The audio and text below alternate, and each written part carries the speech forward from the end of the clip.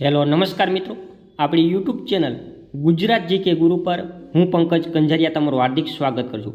મિત્રો, આજે આપણે આ વિડીયોની અંદર અગત્યના ક્વેશ્ચનો જે છે આપણે જોવાના છીએ. તો ચાલો શરૂઆત કરીએ. સૌપ્રથમ આપણે ક્વેશ્ચન જોઈએ કે ખંભાલડીની ગુફાઓ જે છે એની શોધ કોને કરી હતી? ખંભાલડીની ગુફાની શોધ કોને કરી હતી? તો ખંભાલડીની ગુફાની શોધ જે છે એ પીપી પંડ્યા દ્વારા કરવામાં આવી હતી. હવે ખંભાલડીની ગુફા જે છે એ કયા જિલ્લામાં આવેલી છે એ જો તમને ખ્યાલ હોય તો તમારે કોમેન્ટની અંદર લખવાનું છે કે ખંભાલડીની ગુફા કયા જિલ્લામાં આવેલી છે, કોમેન્ટમાં મને બતાવજો.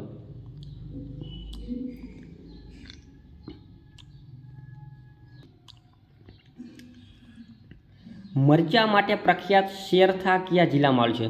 તો મરચા માટે પ્રખ્યાત શેરથા જે છે એ ગાંધીનગર જિલ્લાની અંદર આવેલું છે. ગાંધીનગરના મરચા વખણાય અને એક વઢવાણના પણ મરચા વખણાય છે. વઢવાણ અને ગાંધીનગરના મરચા વખણાય. ત્યાર પછી જાણીતું સીતા માતાનું મંદિર જે છે એ ક્યાં આવેલું છે? તો જાણીતું સીતા માતાના મંદિરની જો આપણે વાત કરીએ તો એ પાટણ પિલુદ્રાની અંદર આ જાણીતું સીતા માતાનું જે મંદિર જે છે એ આવેલું છે. ત્યાર પછી ગળદેવનો મેળો કયા જિલ્લામાં ભરાય છે?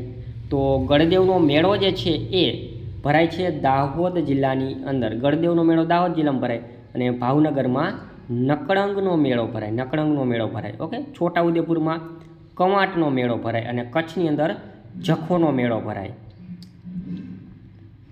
ત્યાર પછી રંગ પાંચમનો મેળો કયા જિલ્લામાં ભરાય છે?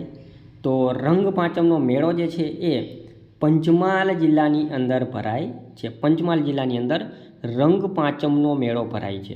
આમ તો ઓલમોસ્ટ ઘણા બધા જિલ્લામાં રંગ પાંચમનો મેળો જે છે એ ભરાતો હોય છે. ગુપ્ત પ્રયાગ રાજનું પ્રાચીન મંદિર કયા જિલ્લામાં આવેલું છે? ગુપ્ત પ્રયાગ રાજનું પ્રાચીન મંદિર કયા જિલ્લામાં આવેલું છે? તો આ મંદિર આવેલું છે આપણા ગીર સોમનાથ જિલ્લાની અંદર. ગીર સોમનાથ જિલ્લાની અંદર ગુપ્ત પ્રયાગ રાજનું પ્રાચીન મંદિર જે છે એ આવેલું છે અને ગીર સોમનાથ જિલ્લાનું વડું મથક છે વેરાવળ. વેરાવળ. શનિની વાવ ક્યાં આવેલી છે? તો શનિની વાવની જો આપણે વાત કરીએ તો એ દ્વારકા જિલ્લાની અંદર ભાણવડની અંદર હાથલાની અંદર હાથલા નહીં પરંતુ હાથલા ખાતે આ શનિની જે વાવ જે આવેલી છે. પણ યાદ રાખજો, દેવભૂમિ દ્વારકા જિલ્લો, ભાણવડ તાલુકો અને હાથલા. હવેલી સ્થાપત્યમાં નીચેનામાંથી કોની હવેલીનો સમાવેશ થતો નથી? જો ઘણી બધી સ્થાપત્યની હવેલીઓ આવે છે તો નીચેમાંથી કોની હવેલી આમાં આવેલી નથી? તો જો શાંતિદાસની હવેલી આવેલી છે, શેઠ હઠીસિંહની હવેલી આવેલી છે, શેઠ સારાભાઈની હવેલી આવેલી છે, પરંતુ શેઠ શ્રી ધનપાલની હવેલી આવેલી નથી. જૈન ધર્મનું મહત્વનું સ્થળ અયોધ્યાપુરમ કયા જિલ્લામાં આવેલું છે? તો જૈન ધર્મનું સ્થળ અયોધ્યાપુરમ જે છે ને તે આપણા ભાવનગર જિલ્લાની અંદર આવેલું છે. ભાવનગર જિલ્લાની અંદર. અને ભાવનગરના ભાવનગરી ગાંઠિયા વખણાય. શું વખણાય? ગાંઠિયા વખણાય છે. પ્રાચીન મંદિર હળાદ કયા જિલ્લામાં આવેલું છે? પ્રાચીન મંદિર હળાદ કયા જિલ્લામાં આવેલું છે? તો પ્રાચીન મંદિર હળાદ જે છે તે આપણા બનાસકાંઠા જિલ્લાના દાંતા તાલુકામાં આવેલું છે. બનાસકાંઠા જિલ્લાના દાંતા તાલુકામાં પ્રાચીન મંદિર હળાદ જે છે તે આવેલું છે. દાઉદી વોરા કોમની દરગાહ સેલાવી કયા જિલ્લામાં આવેલું છે? તો સેલાવી આવેલું છે આપણા મહેસાણા જિલ્લાની અંદર. બાવા પ્યારાની ગુફાની શોધ કોને કરી હતી? તો બાવા પ્યારાની ગુફાની શોધ જે છે ડૉક્ટર બર્જસે કરી હતી. ડૉક્ટર બર્જસ છે એમણે બાવા પ્યારાની ગુફાની શોધ કરી હતી. કોની નિશ્રામાં સંતવાણી એવોર્ડ એનાયત કરવામાં આવે છે? તો સંતવાણી એવોર્ડની આપણે જો વાત કરીએ તો મોરારી બાપુની નિશ્રામાં સંતવાણી એવોર્ડ જે છે એ દર વર્ષે આપવામાં આવે છે. ભીમકુંડ ક્યાં આવેલ છે? તો ભીમકુંડની આપણે જો વાત કરીએ તો એ ગિરનાર પર્વત ઉપર આ ભીમકુંડ જે છે એ આવેલો છે. ગિરનાર પર્વત ઉપર ભીમકુંડ જે છે એ આવેલો છે.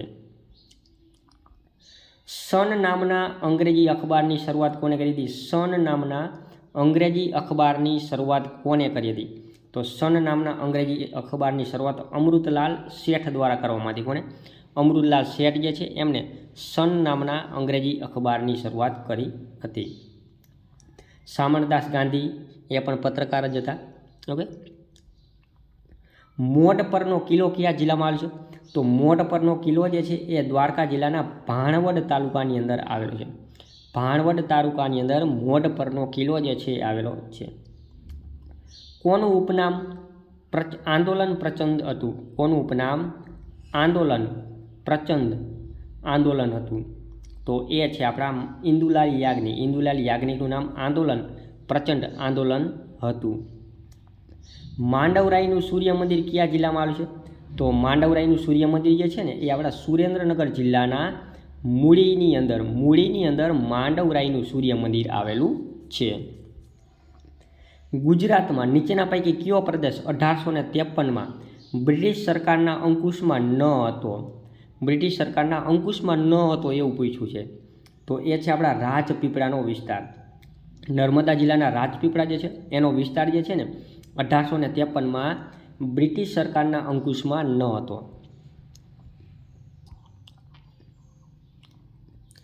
જૂનાગઢમાં રુદ્રદામાનો શિલાલેખ કઈ લિપિમાં લખાયેલો છે? તો જૂનાગઢમાં રુદ્રદામાનો શિલાલેખ જે છે એ દેવનાગરી લિપિમાં લખાયેલ છે. ગુજરાતમાં મહાભારતના સમયનો લલવા દુર્ગનો કિલ્લો ક્યાં આવેલો છે? તો ગુજરાતમાં મહાભારતના સમયનો લલવા દુર્ગનો કિલ્લો જે છે ને તે આપણા ઈડરની અંદર આવેલો છે. ઈડરની અંદર આવેલો છે.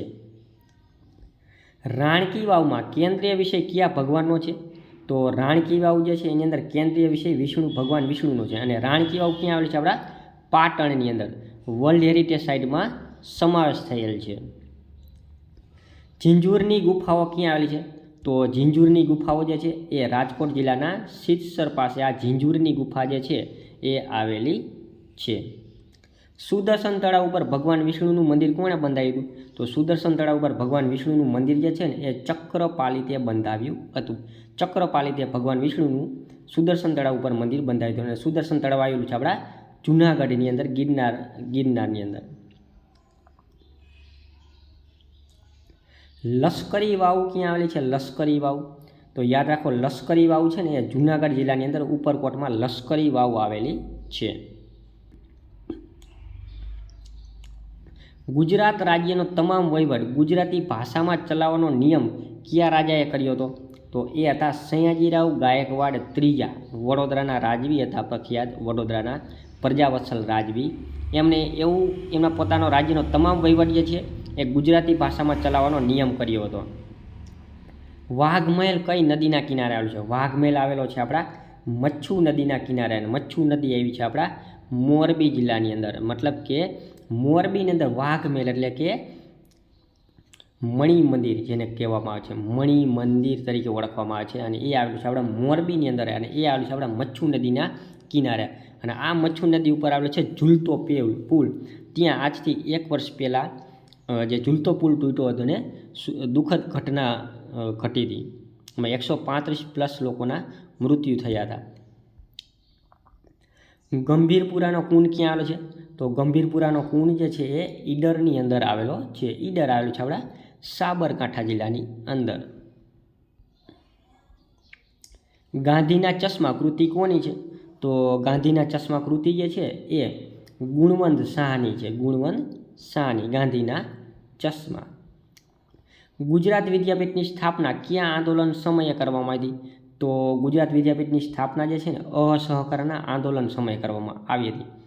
18 ઓક્ટોબર 1920ની અંદર જે અસહકારનું આંદોલન થયું હતું ત્યારે આ ગુજરાત વિદ્યાપીઠની સ્થાપના કરવામાં આવી હતી. પ્રાચીન સ્થળ વેણીવદર ક્યાં આવેલું છે?